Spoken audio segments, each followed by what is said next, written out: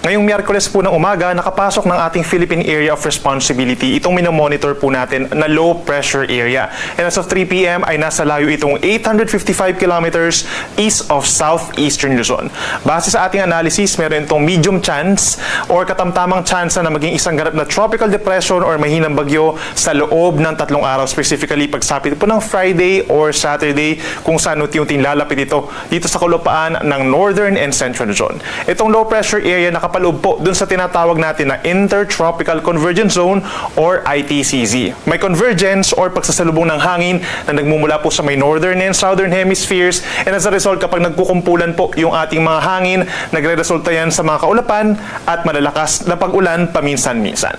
Samantala, yung ating ITCZ nagpapaulan po sa malaking bahagi nga ng Western Visayas, Negros Island Region, Palawan and Zamboanga Peninsula. Asahan din for the rest of Mindanao ang epekto ng ITCZ, pulupulong pag-ulan at mga thunderstorms simula ngayong hapon hanggang bukas ng madaling araw.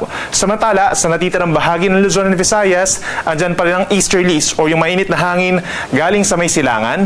Mayroong mataas na tsansa ng pag-ulan dito po sa bahagi ng Kabikulan, sa amin dyan sa Quezon Province, maging sa Samar Island at sa Biliran Province. Kaya't mag-ingat sa mga minsan malalakas na ulan na nagdudulot ng pagbaha at pagguho ng lupa, at ang natitirang bahagi ng Luzon, kabilang ang Metro Manila, the rest of Visayas, partly cloudy to cloudy skies overnight, at may tsansa din po ng mga saglit na ulan at mga localized thunderstorm.